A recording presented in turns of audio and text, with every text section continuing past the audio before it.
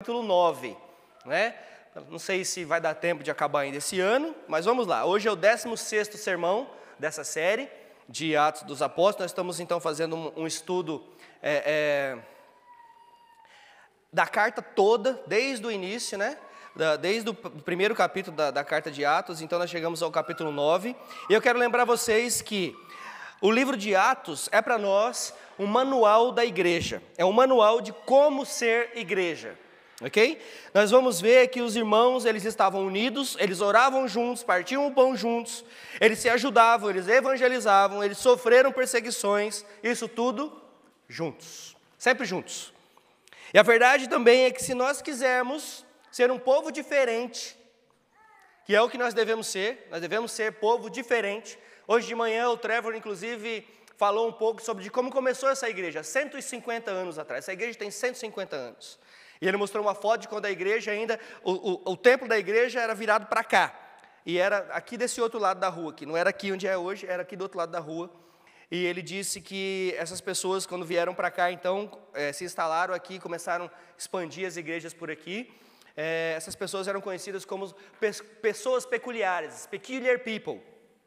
Pessoas peculiares porque eles eram peculiares. Nós, como crentes, devemos ser peculiares. Eu sei que hoje essa palavra peculiar não é mais usada como usava antigamente. Pessoa peculiar era aquela pessoa que era diferente, que vivia de modo diferente e que agia de modo diferente, né? Hoje, quando você fala que alguém é peculiar, você fala que ele é meio esquisito, né? E, na verdade, o crente ele é meio esquisito mesmo, né? Nós somos esquisitos, né, pastor Kleber? Eu e você, então, nós é que somos, né? Olha lá, ó, viu? Nós somos, né? Você também é, não vem não que você também é, né? Então, nós somos esquisitos mesmo, né? As pessoas dizem que nós somos esquisitos. Nós devemos ser esquisitos, nós devemos ser diferentes, né? Então, se nós quisermos ser esse povo diferente, nós quisermos ser essa igreja diferente, e quando eu digo diferente, é aquelas pessoas, aquela igreja que faz a diferença, e não porque nós fazemos diferente de outras pessoas, ou porque nós somos melhores do que alguém, não é isso que eu estou dizendo. O que eu estou dizendo é, se nós queremos fazer as coisas diferentes, sermos diferentes, não dá para ficar fazendo a mesma coisa sempre, concorda? Concorda? Se você quiser algo diferente, você tem que fazer diferente. Você tem que fazer diferente, senão vai ficar difícil, né? Já viu aqueles programas de TV que o povo vai lá, pega um homem, uma mulher, leva, fica lá 3 meses fazendo plástica, põe cabelo, faz bigode, tira a pança, põe peito, e aí sai tudo transformado? Já viu? Faz dieta, emagrece 30 quilos. Pois é. Mas depois disso, precisa ter uma manutenção aí. Precisa haver uma manutenção. Você precisa continuar cuidando da saúde. Você precisa continuar comendo bem. Porque se você não agir diferente, essa mudança externa não vai adiantar de nada. Você vai voltar para a estaca zero. Você vai engordar de novo, você vai ficar feio de novo, o cabelo vai crescer de novo. Não vai dar jeito.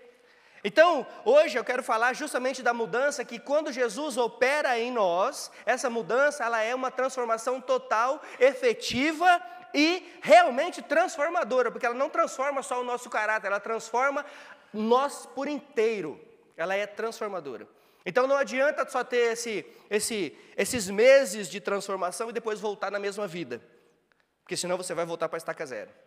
Não adianta fazer dieta 1 ano e emagrecer 50 quilos e depois, num ano e um dia, você volta a comer tudo que você comia antes. Você vai engordar tudo de novo. Então, se você quer ser diferente, quer fazer diferença, você tem que fazer diferente. Nós temos que fazer diferente. É isso?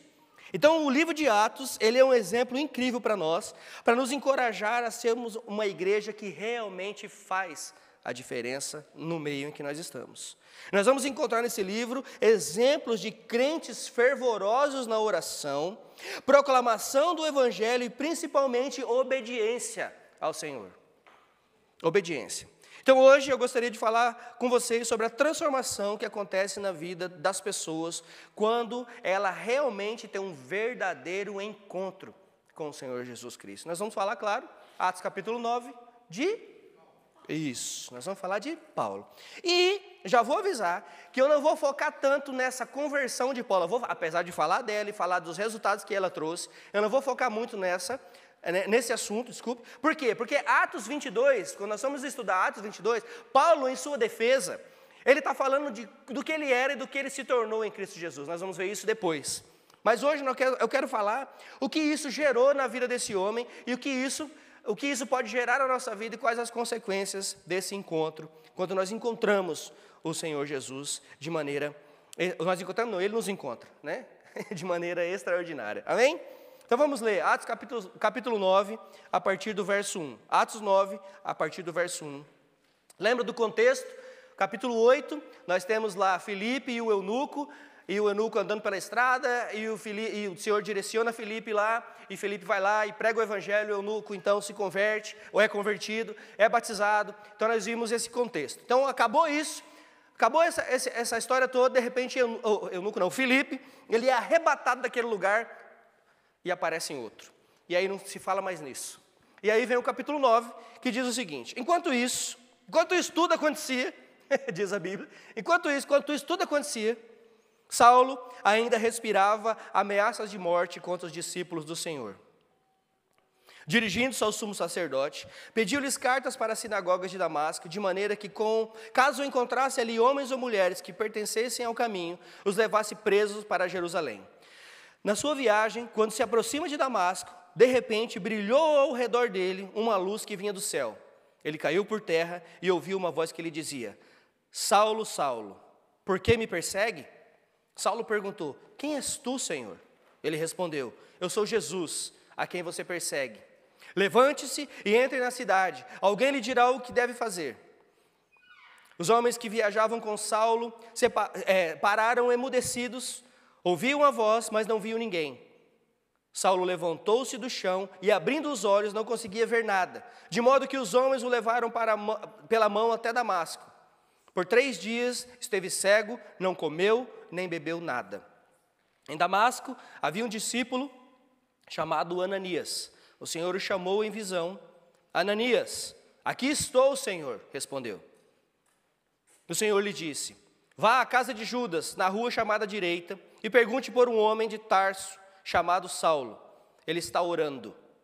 Em uma visão, ele viu um homem chamado Ananias chegar e impor-lhe as mãos para que voltasse a ver. Ananias respondeu: Senhor, tenho ouvido muita coisa a respeito desse homem e de todo o mal que ele tem feito aos teus santos em Jerusalém.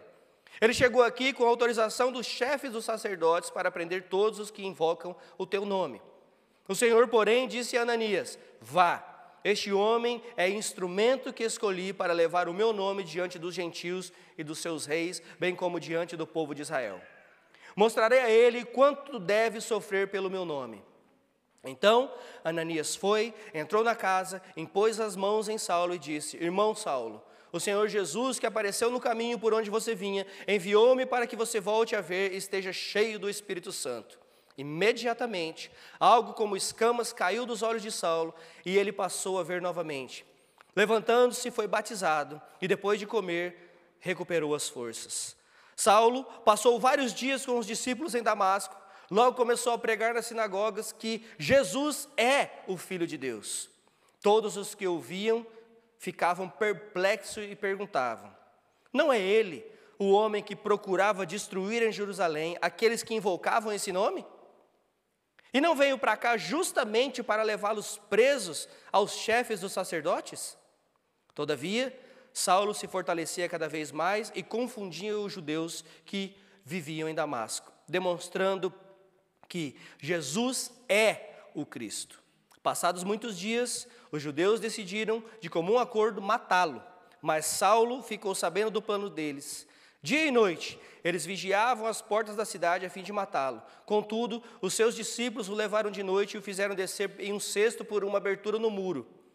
Quando chegou a Jerusalém, tentou juntar seus discípulos, mas todos tinham medo dele, porque não acreditavam que fosse realmente um discípulo. Então, Barnabé o levou aos apóstolos e lhes contou como no caminho Saulo vira o Senhor, ele falara, e como em Damasco ele havia pregado corajosamente em nome de Jesus. Assim, Saulo ficou com eles e andava com liberdade em Jerusalém, pregando corajosamente em nome do Senhor. Falava e discutia com os judeus de fala grega, mas eles tentavam matá-lo. Sabendo disso, os irmãos o levaram a Cesareia e dali o enviaram para Tarso. A igreja passavam por um período de paz em toda a Judeia, Galileia e Samaria. Ela se edificava e, encorajada pelo Espírito Santo, crescia em número, vivendo no temor do Senhor. Amém. Senhor Deus, mais uma vez, nós oramos te agradecendo, Senhor, pela tua palavra, pelo teu Espírito Santo e pela vida do apóstolo Paulo.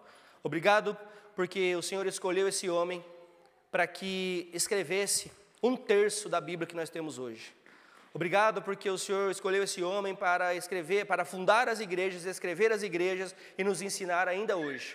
Obrigado, Senhor Deus, porque estamos aqui 2000 anos depois, vivendo como tua igreja. Que o Senhor nos abençoe, que o Senhor nos dê crescimento espiritual para que possamos seguir firmes nos teus caminhos, ó Pai. Nos abençoe, eu te peço em nome de Jesus. Amém. Amém. Ufa! Foi uma leitura comprida, mas necessária, né? Então vamos lá. Então nós acabamos de ler um trecho das Escrituras acerca de um homem chamado Saulo. Saulo era um homem mau, nós já sabemos disso. Saulo era um homem mau. Vocês se lembram lá atrás, no capítulo 7, no começo do capítulo 8, quando os mestres da lei estavam apedrejando Estevão, o primeiro mártir da igreja. A Bíblia diz que Saulo estava lá assistindo, ele estava consentindo na morte de Estevão. Ele estava gostando do que ele estava vendo. Agora no capítulo 9, nós começamos a ver o que o poder do Evangelho pode então fazer na vida de um homem desses. Irmãos, não existe caso perdido para o Senhor Jesus. Não existe caso perdido. Deus, ele se apossa do coração desse perseguidor de crentes, irado e cheio de ódio, e lhe dá um novo coração. Ele o salva. Saulo recebe uma transformação total. É isso que o Evangelho faz com aquele que crê. É isso que Jesus faz com aquele que crê. Jesus, ele nos transforma por inteiro. Jesus não transforma só meu cabelo, minha barba, minha pança, seu beiço, seu olho. Não, Jesus nos transforma por inteiro. Por inteiro. Então, quando eu estou dando esses exemplos aqui, porque nós falamos disso no começo. Não adianta nada você ter uma transformação interna se você não ser transformado por dentro. Não vai adiantar nada. Externa, foi o que eu disse. Se você tem uma transformação externa, se você não for transformado por dentro, internamente. Não adianta nada mudar aqui, se aqui não mudar. E é isso que Jesus faz. Jesus, o cirurgião dos cirurgiões, o médico dos médicos, o Senhor dos senhores, ele nos transforma aqui. E aqui é que importa. Aqui é que importa, e foi isso que ele fez. É como Paulo escreve em 2 Coríntios 5,17. 2 Coríntios 5,17, ele diz: portanto, se alguém está em Cristo, é nova criação. As coisas antigas passaram, eis que surgiram coisas novas. Tudo isso provém de Deus, tudo isso provém de Deus, que nos reconciliou consigo mesmo, por meio de Cristo, que nos deu o ministério da reconciliação. É tudo acerca dele. Então, primeira coisa que nós aprendemos hoje, primeira lição que eu gostaria de falar hoje, é que o Evangelho precisa ser anunciado. Paulo ouviu o Evangelho. Paulo odiava o Evangelho, mas ele ouviu o Evangelho. Tanto que ele ouviu o Evangelho, ele ouviu que as pessoas estavam pregando o Evangelho, ele ouviu que as pessoas estavam ensinando o Evangelho, que ele, como bom judeu, como bom fariseu que era, perseguiu os cristãos. Ou seja, só houve perseguição de Paulo porque ele ouviu que os cristãos estavam pregando o Evangelho. Paulo ouviu o Evangelho, mesmo que ele não concordou com ele no começo, mas ele ouviu. E o pastor Hernandes Dias Lopes diz que o Senhor já estava trabalhando no coração de Paulo nessa época. O Senhor já estava trazendo Paulo para perto, mesmo Paulo achando que estava perseguindo os cristãos. Então o Evangelho precisa ser anunciado, até mesmo para pessoas como Saulo.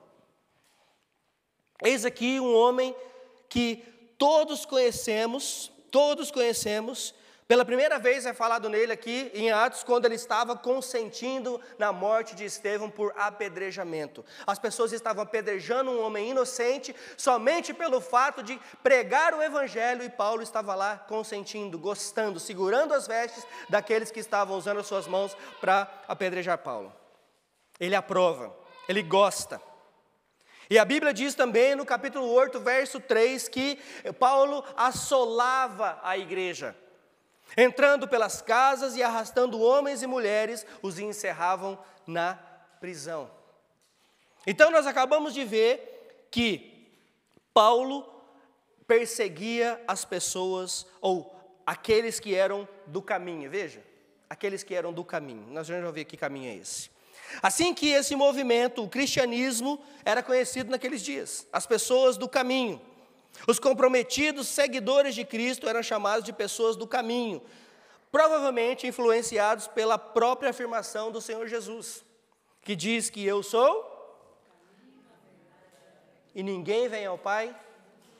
Seguidores de Cristo, então, eram seguidores do caminho, e é assim que eles eram conhecidos. Só depois, um pouquinho mais para frente, que então eles são chamados de cristãos. Mas antes eles eram chamados de pessoas ou seguidores do caminho. E essa frase do caminho, ela chama atenção para nós, não é verdade? Ela chama a nossa atenção. Então Saulo está, segundo o texto, como um animal indo atrás da sua presa. Esse é o sentido do versículo onde diz que ele estava respirando ameaças de morte. É como um animal. Você já viu um vídeo de uma onça? Já viu um vídeo de um leopardo, de um leão atrás da presa na África? Já viu um vídeo desse? Procura um vídeo desse para você ver como é que funciona ameaçar, ou respirar ameaça de morte. Assista um vídeo desse e vê se essa fera, quando ele acha a sua presa, ele olha para ela e pensa, é essa aqui que vai ser minha janta hoje. Dá uma olhada para ver se ele desiste. Não, ele não desiste. Assim era Paulo. Imagine Paulo dessa maneira. Então essa intensidade do ódio de Paulo é como se fosse o ar que ele respirava. Ele estava vivendo e respirando esse ódio.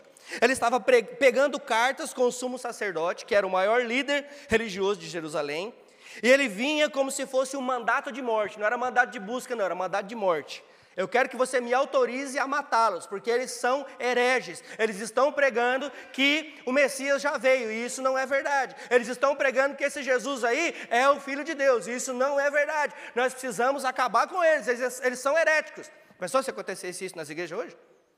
Está pregando heresia? Vou matar. Isso, na verdade, aconteceu um tempo, né? Está pregando heresia, na Inquisição, aí nós vemos aí que houve muita morte por causa disso. Está pregando heresia? Morra. E é assim que Paulo pensava. E é assim que Paulo perseguia a igreja. O texto diz que Paulo estava indo para Damasco, uma cidade de cerca de 240 quilômetros de distância de Jerusalém. 240 quilômetros de distância. Faz as continhas aí básicas, em quanto tempo você gasta de carro a 100 km por hora, 240 quilômetros de distância. Mas, pelo menos, se você for pé de chumbo, você vai gastar aí umas 2 horas e meia. Se for o Jean, vai gastar 2 horas. Jean? Pé de chumbo.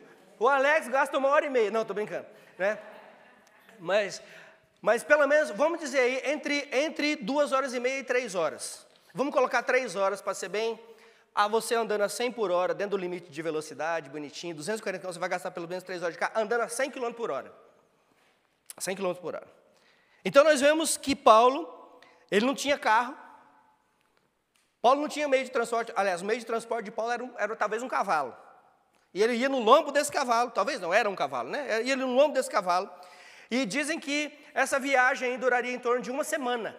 Então era 1 semana para ir, mais o tempo que ele gastava lá para prender os crentes, e depois mais 1 semana para voltar. Então ele estava disposto a passar por isso. Sem problema, eu durmo no chão, durmo no relento, vou em cima do cavalo, mas vou pegar esse povo. Era isso aí que Paulo pensava. Era assim que Paulo pensava, gente. E nós vemos então os versos 3 e 4. Vamos ver o que diz os versos 3 e 4 que nós lemos. Na sua viagem, quando se aproximava de Damasco, de repente brilhou ao redor dele uma luz que vinha do céu. Ele caiu em terra, ouviu uma voz que lhe dizia: Saulo, Saulo, por que me persegue? Que humilhação. Saulo era alguém grande. Não em termos de estatura, porque dizem que ele era baixinho. Dizem que ele era baixinho, não era grande de estatura, mas em termos de posição. Ou seja, ele tinha tudo. Ele estudou com um grande mestre da época chamado Gamaliel. E nós entendemos que para você estudar com um mestre desse, você tinha que ter condições financeiras. E também tinha que ter intelecto, tinha que ser muito inteligente. E Paulo diz sobre ele mesmo, diz que dos da idade dele, mais para frente nós vamos ver isso, dentre os da idade dele, ele superava a todos. Então ele era um homem extremamente inteligente. Ele descreve a si mesmo como um hebreu dos hebreus, um fariseu, que significa que ele era muito religioso. Ele tinha esse emprego onde ele interagia com o sumo sacerdote, que significa que ele tinha poder e posição. E ele tinha o mesmo nome, inclusive, de um rei, que é o rei Saul, que na tradução virou Saulo, mas vem da mesma origem, que é Saul, que é Saul. Tinha o mesmo nome do rei Saul. Mas Deus o humilha. Ele está na rota para Damasco, e a glória de Deus brilha do céu sobre ele, e o Senhor Jesus Cristo fala com Paulo, ou com Saulo ainda, que também era Paulo, mas só a tradução do nome, na verdade, não é que tem gente que fala que Deus mudou o nome dele, pastor, mas não mudou não, era só a tradução mesmo. Mas ele passou a usar o nome greco-romano, a tradução greco-romana, até porque ele estava pregando para quem? Para os gentios, tá? E Deus então joga esse homem no chão, de joelhos, e ele pergunta: quem és tu, Senhor? E Jesus responde: eu sou Jesus, aquele que tu persegues. Mas Paulo não estava perseguindo Jesus, estava? Não. Não para nós, não na leitura que nós fizemos. Paulo não estava perseguindo Jesus, Paulo estava perseguindo a igreja. Mas existe diferença?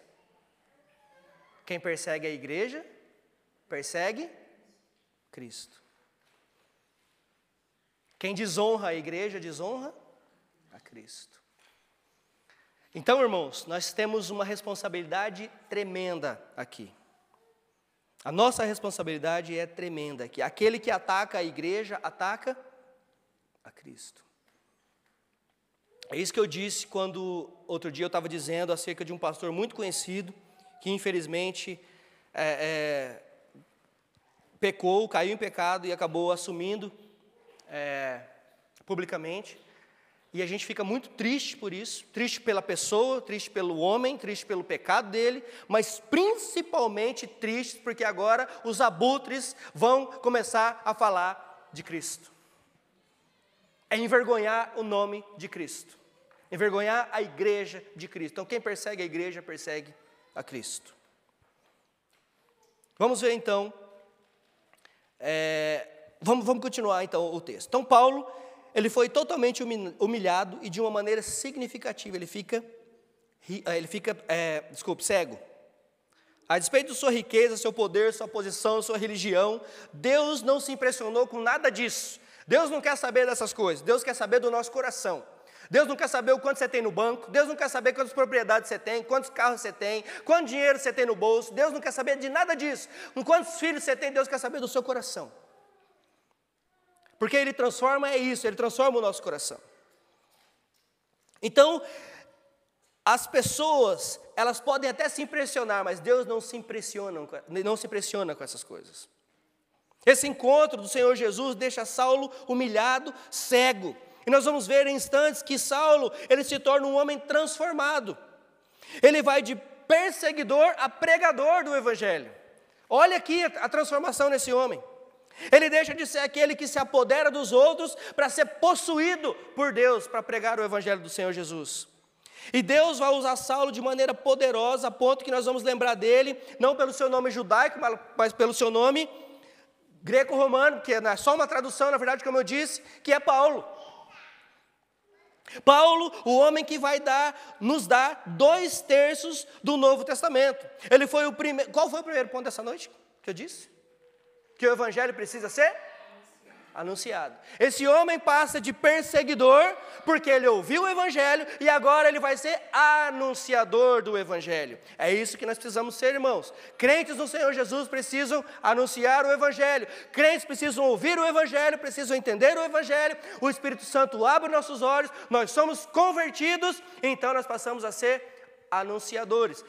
Essa é uma ordem do Senhor Jesus. Vão e preguem o Evangelho. O Senhor Jesus não nos deu uma sugestão, olha, talvez seria bom que vocês saíssem. Não, Ele deu uma ordem. Ele deu uma ordem, vão e preguem o Evangelho. Vocês são minhas testemunhas. Vão e preguem. O mesmo deve acontecer conosco. Primeiro nós somos ouvintes, para depois passarmos a ser anunciantes. Isso é transformação. Você já foi transformado pelo poder do Evangelho? Você já foi transformado pelo poder do Evangelho?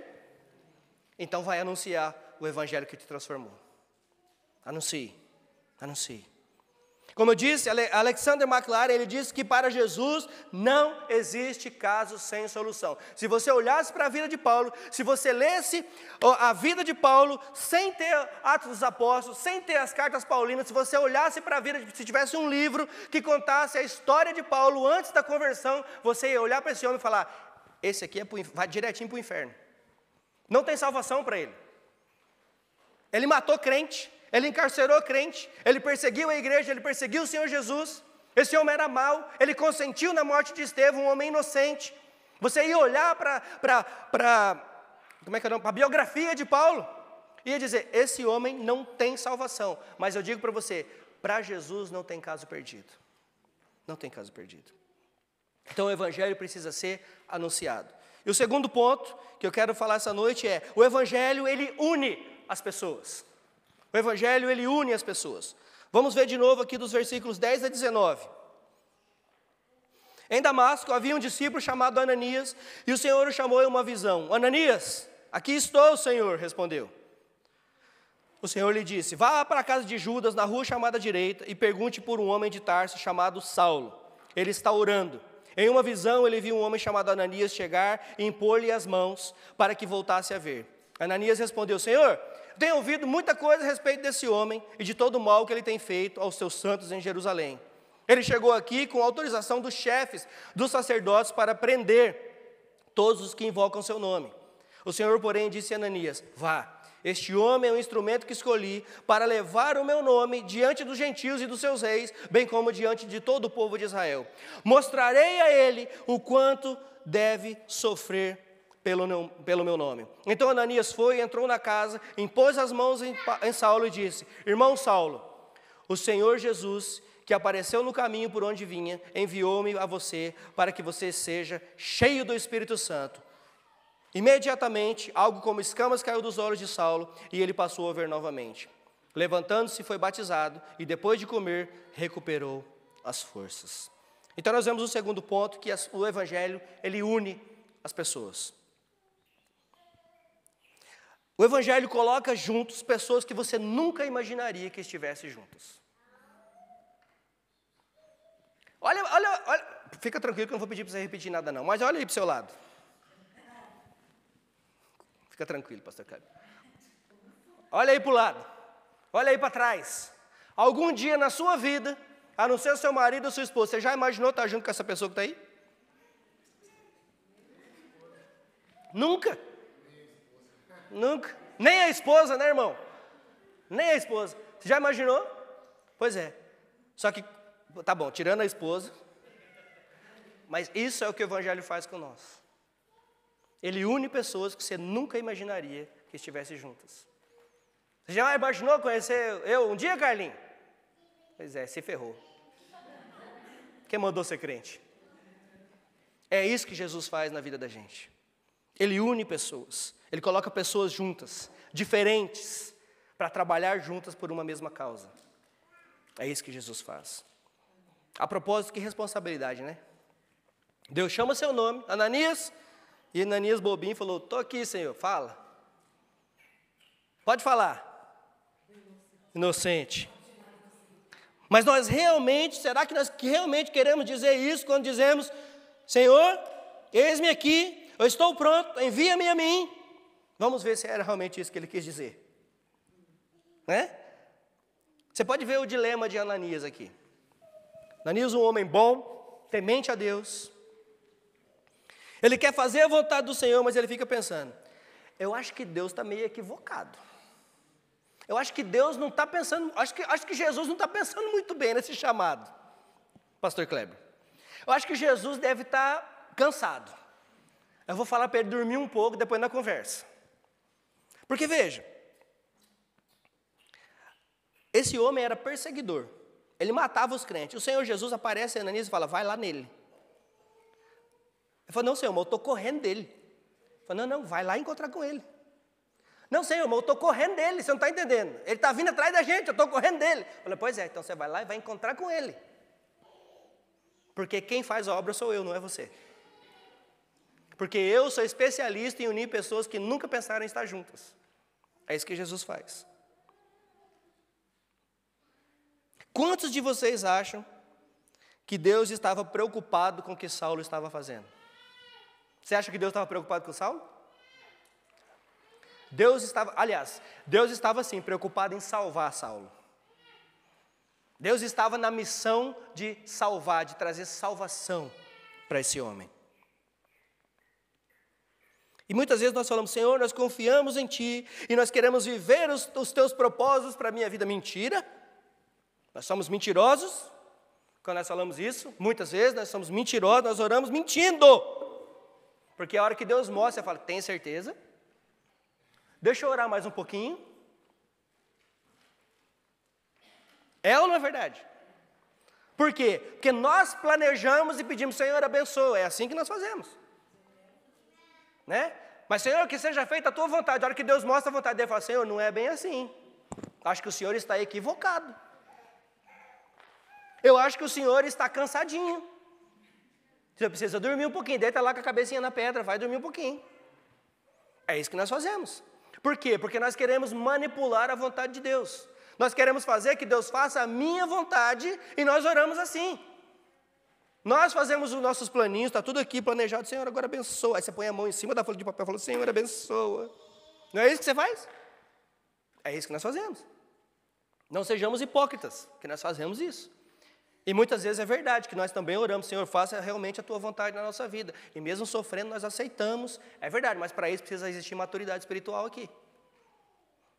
E Ananias era um homem maduro, Ananias era um homem de Deus, Ananias já era um irmão ali, que já estava andando com os apóstolos ali, mas ele falou, opa, peraí, Senhor, não é bem assim.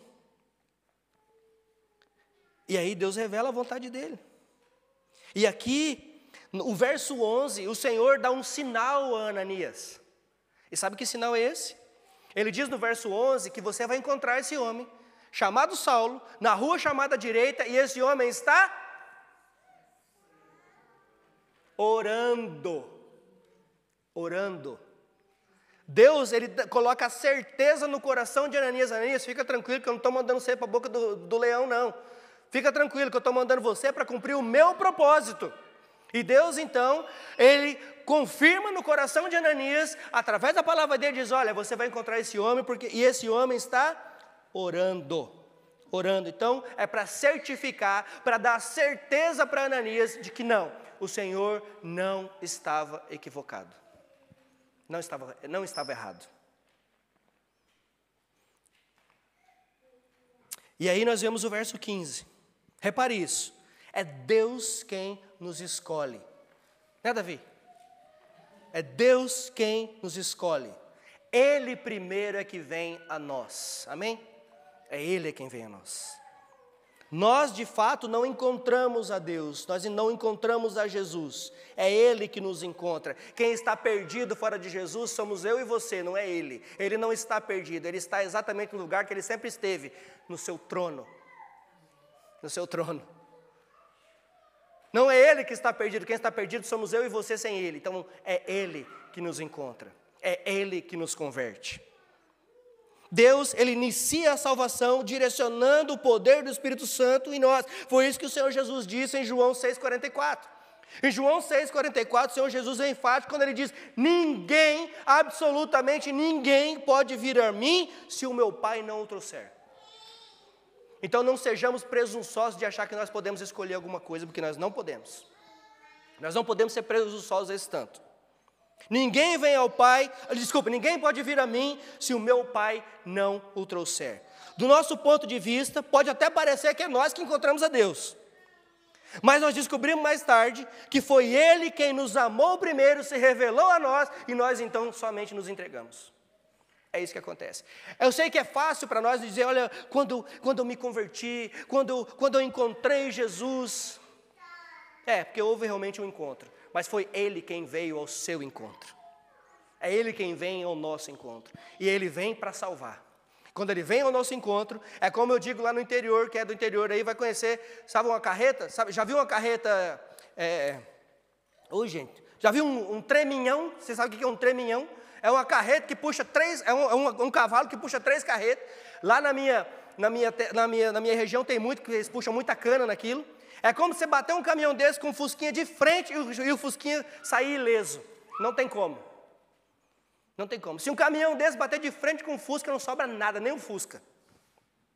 É isso que Jesus faz comigo e com você. Se não houver uma transformação desse tanto, dele te amassar desse tanto para depois te reconstruir, então você não teve um encontro verdadeiro com Cristo. É isso que Ele faz conosco. É exatamente isso que Ele faz. Então, do nosso ponto de vista, é nós que vamos lá e damos de frente. Não, é Ele quem vem e dá de frente com a gente.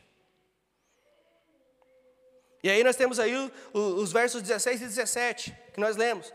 Então o tempo agora está acabado, você está imaginando isso na sua mente, e aí você vê Ananias, está provavelmente pensando, ainda não estou muito certo disso, Senhor. Ele entra na casa, na pontinha dos pés, Paulo está cego, lembra?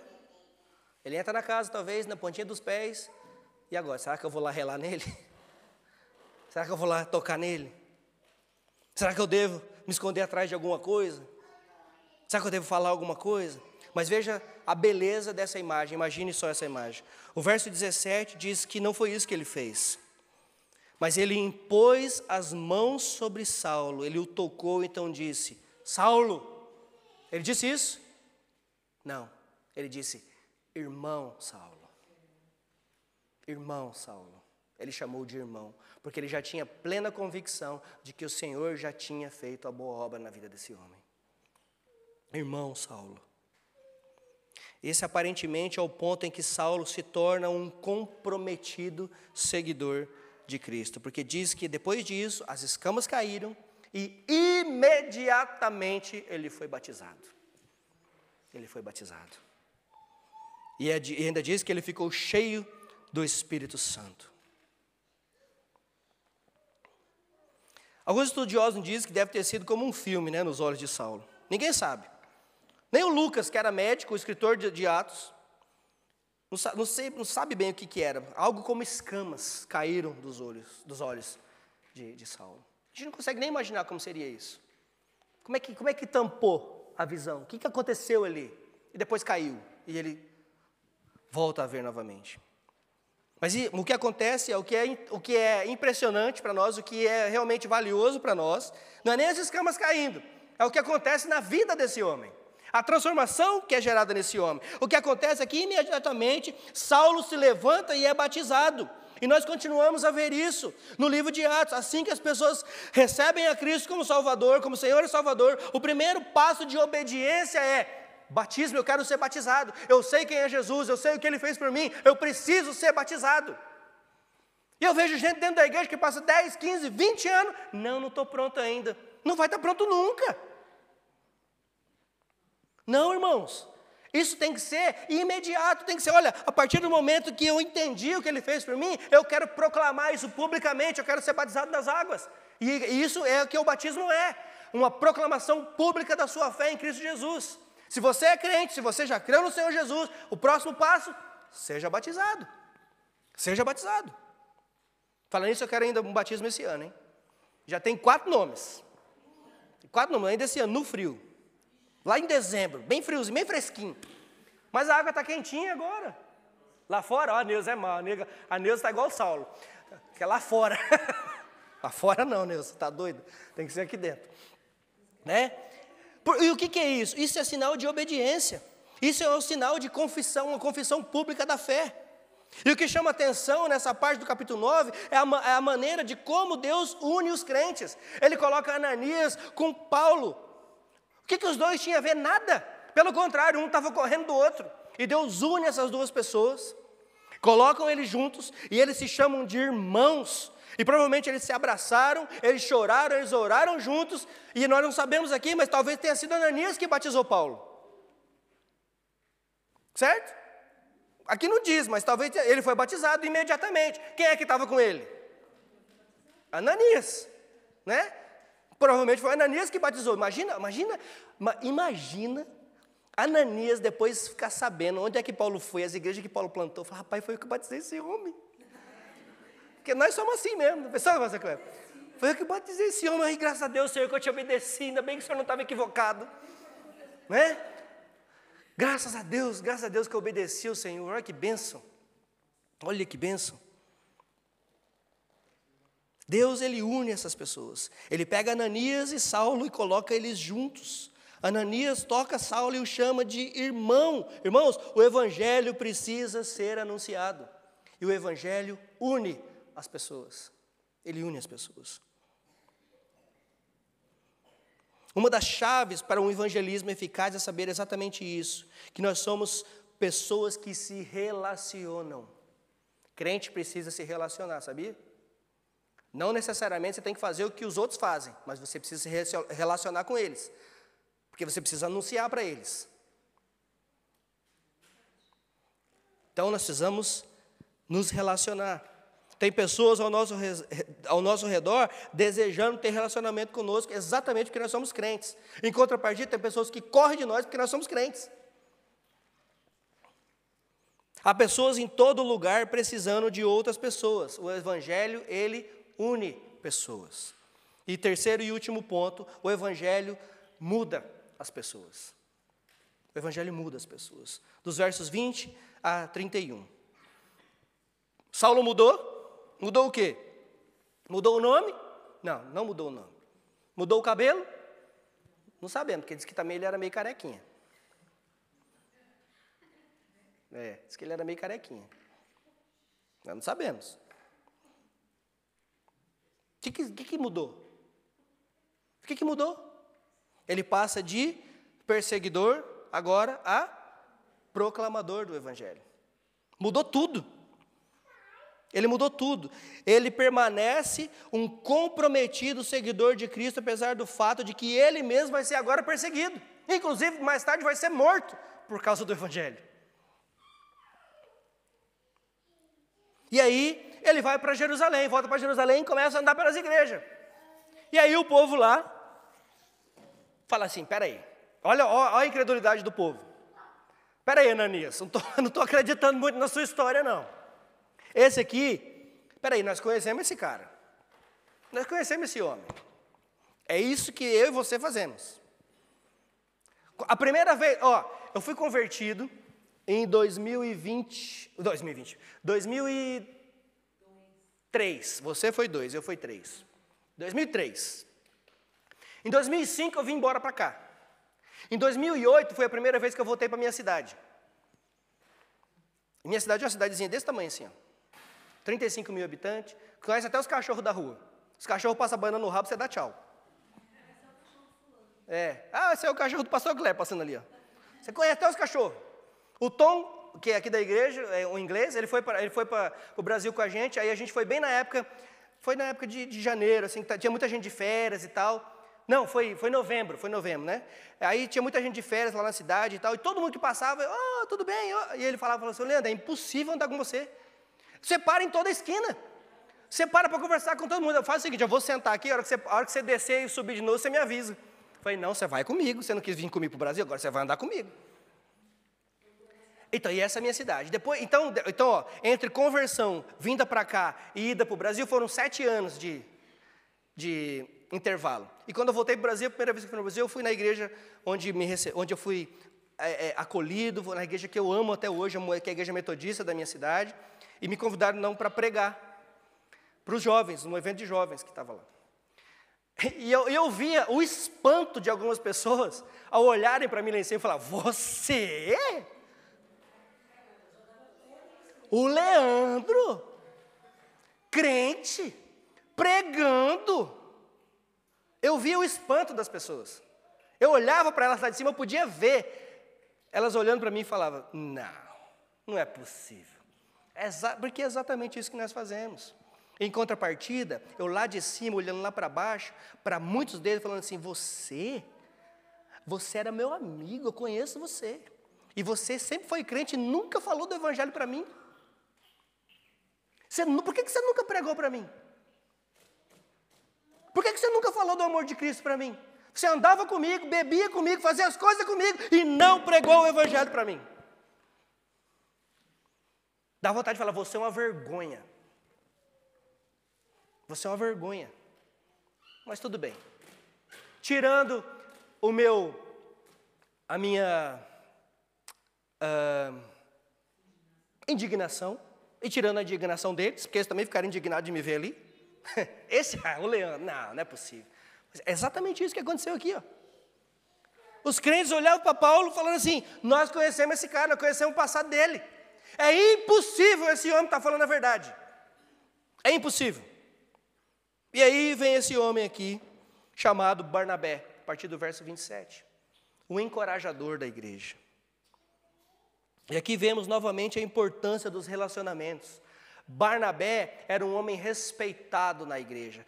O que Barnabé falava, as pessoas acreditavam, porque ele tinha respeito das pessoas, porque ele era um seguidor, ele era um proclamador do evangelho, ele vivia o que ele pregava, e as pessoas olhavam para ele, e Barnabé diz, é verdade, esse homem ele foi transformado, fique tranquilo, ele foi transformado, o evangelho ele muda a todos, amém?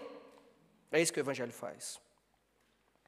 E andava então com eles em Jerusalém, entrando, saindo, e falava ousadamente, o texto diz que Paulo falava ousadamente no nome de Jesus, e que Jesus é o Filho de Deus. Exatamente aquilo que ele condenava, agora ele passa a proclamar. Paulo queria condenar os crentes, queria condenar a igreja de Cristo e Cristo, justamente porque ele batia no peito e falava, eu sou o Messias. E Paulo antes perseguia por causa disso, e Paulo agora começa a falar, é verdade, ele é o Messias. Então, de perseguidor a pregador, de perseguidor a pregador do Evangelho.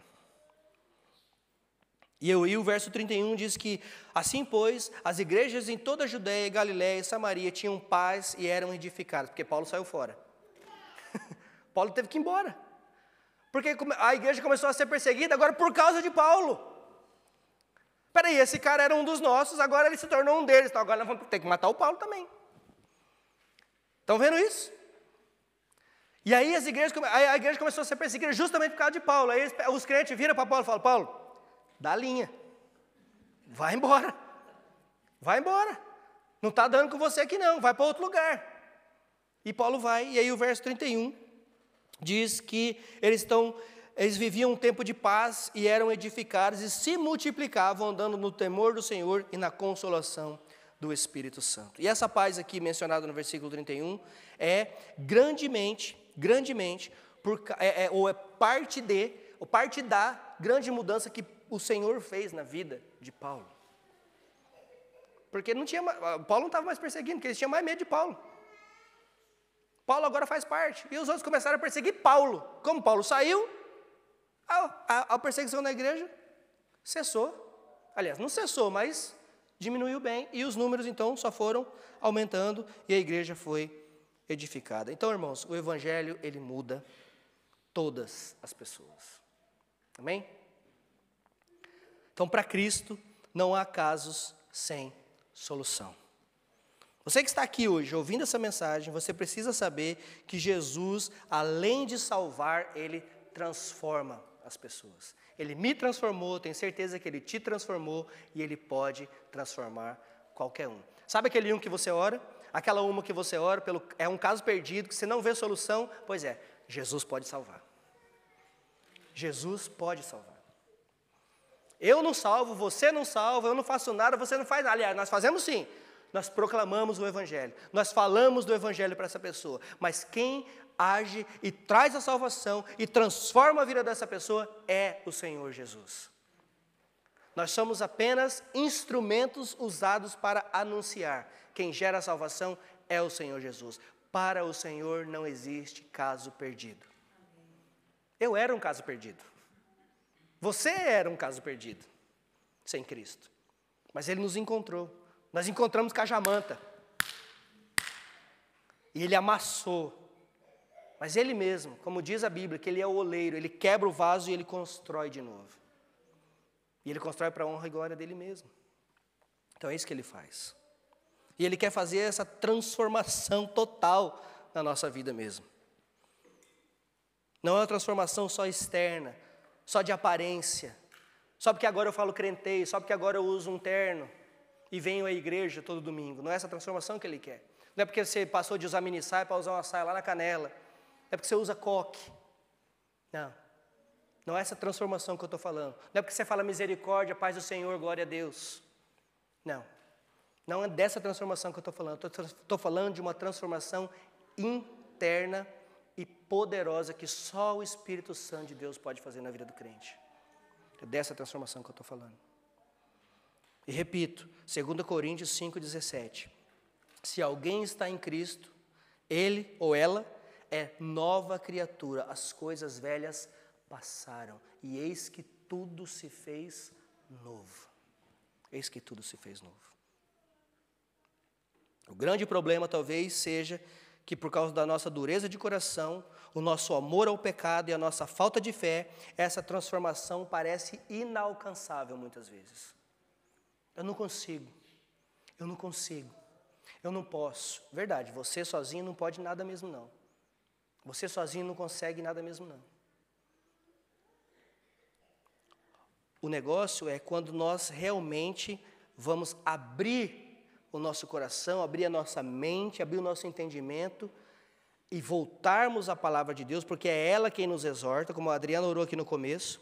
Ela é o espelho e quando você olha para ela, você não gosta do que você vê.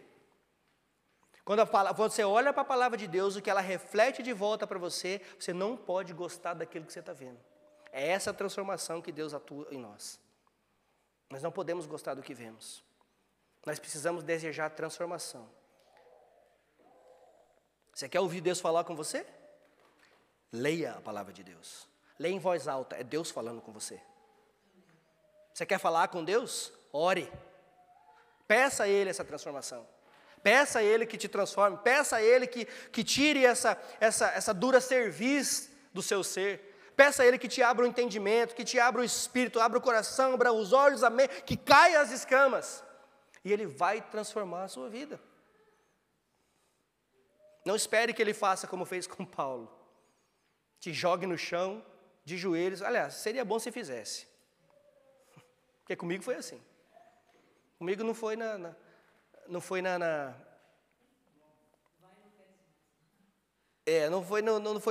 bem assim não. Comigo o negócio foi mais embaixo. Jogou no chão, humilhou. E parece até que eu vejo Deus falando comigo, Jesus falando comigo. Agora você vai ver o quanto vale sofrer pelo Evangelho. Eu não perseguia não, mas eu debochava. Não deixa de ser uma forma de perseguição. E Jesus vira para mim, né? Pastor Kleber? Você gosta de heavy metal? Gosta de andar de skatinho? Agora você vai ver o quanto é bom sofrer pelo Evangelho. É isso que Deus faz conosco. É isso que Deus faz conosco. Então, como nós vimos o exemplo de Paulo, ele não só ouviu a voz do Senhor, mas ele obedeceu a voz do Senhor. Como Ananias, ele não só ouviu a voz do Senhor, mas ele obedeceu a voz do Senhor. Esses homens tiveram a coragem de sair das suas zonas de conforto. Eles tiveram essa coragem. Eles tiveram a coragem de se deixar ser transformados pelo poder do Evangelho. E nós? Será que nós temos essa coragem? Será que nós podemos fazer isso? A minha oração é para que Deus continue atuando em mim, em vocês, e que haja uma verdadeira transformação diária. Não pense você que a transformação, ela acontece assim, não. Muitas vezes é. Muitas vezes você vê o drogado, o alcoólatra, que de repente Deus pega e Deus fala, acabou essa vida e pum, acabou. Mas muitas vezes também, mas aí depois vem a questão do crescimento, depois vem a questão do amadurecimento, tudo isso. E Deus vai atuando em nós, vai atuando em nós. O que nós não podemos é depois de estar aqui querer voltar para a lama. Porque é isso que muitas vezes fazem, ou fazemos. Nós estamos aqui, andando firme, aí acontece alguma coisa, eu desanimo, vou voltar para a lama, aquilo lá que era bom. Quem é do interior? Quem é que já viveu na fazenda, no sítio? Como é que é a criação de porco? Você vai lá, tira os bichinhos, põe num outro curralzinho, vai lá, lava o curral, deixa tudo limpinho, bonitinho. Aí você solta eles, para onde eles vão? Para a lama. A lama. É isso aí. É como se Jesus falasse, ó, fica para cá um pouquinho, eu vou limpar aqui, tá tudo limpinho, agora vem cá, vem andar comigo. Aí você pega e fala, não, eu gosto é da lama. Eu vou voltar para a lama, porque lá é o meu habitat natural. É lá que eu gosto. É isso que nós fazemos. Mas não, nós precisamos sair dessa zona de conforto que nós gostamos. Tem que sair da lama. Tem que sair dali e caminhar para Jesus, com Ele na frente, com Ele fazendo, com Ele transformando, com Ele atuando, com Ele abençoando, com Ele liderando. É isso que nós precisamos fazer. Amém? Vamos levantar e vamos orar?